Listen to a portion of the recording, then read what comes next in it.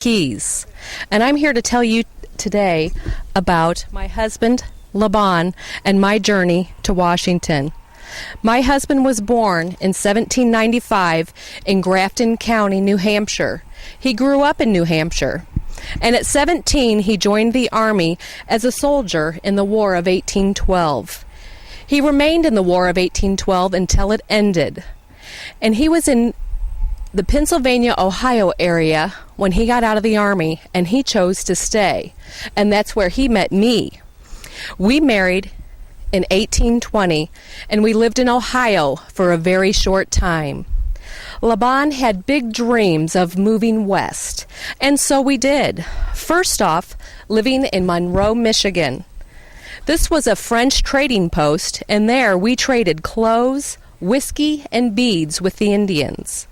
But we decided this wasn't a great place to raise a family because of all of the wooded areas. It just wasn't a great place to make a farm.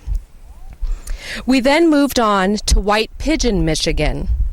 It was a long journey to White Pigeon, over 100 miles. But we wanted to go there because we felt that would be a great place to raise a family. We had one child and one on the way.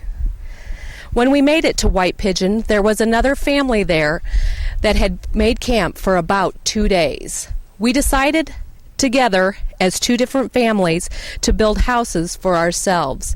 We built one, and two families lived in that dwelling till we were able to get another dwelling made.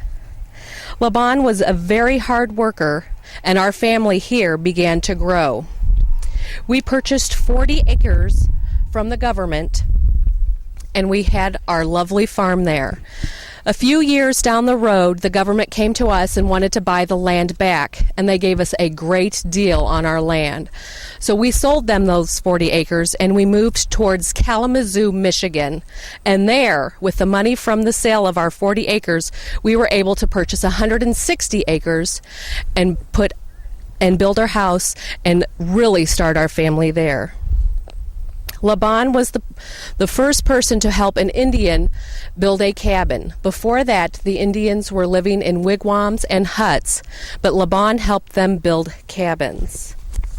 Our children played with the other Indian children. They were all around us. I was never thrilled living in this home, though, because of the Indians. The Indians would drink whiskey, and in the evening times would come to our house while Laban was away and make myself and the children go up in the loft while they drank whiskey in our living area and did their Indian dances. And it wasn't until Laban would come home, he would throw sometimes 8, sometimes 10 Indians out, and the Indians would swear that they would come back to harm us. Luckily, they never did. One day, Laban came home to tell me that he heard of the greatest place in the world to live. And after living near Kalamazoo, Michigan for 10 years, we moved for Illinois. We took off with 6 children, 1 cart, and 2 horses, and traveled to Illinois. But we were blessed. We all made it alive. So many families lost loved ones to tuberculosis and influenza, but we were blessed, and our faith got us there. We settled at Fort Clark, Illinois, which is now Peoria. We only lived there for about 6 months before Laban bought 200 acres of land in Washington, Illinois. Laban was a good farmer. We had gardens, fruit trees, and a strong home to raise our 6 children. We had 2 more children after living here for a few years in Washington. I died in April of 1848. Our youngest child was just 6 years old. Laban's sister Deborah came to live and help him finish raising our children, and Laban never remarried. In December of 1865, Laban was injured in a wagon accident.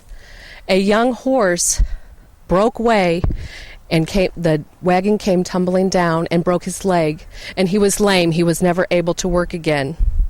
He wanted to work, he just couldn't. So here, this is where he rests from his labors, dying in August of 1873. My name is Carol Hamilton, and I am the great-great-great-great-granddaughter of this couple here.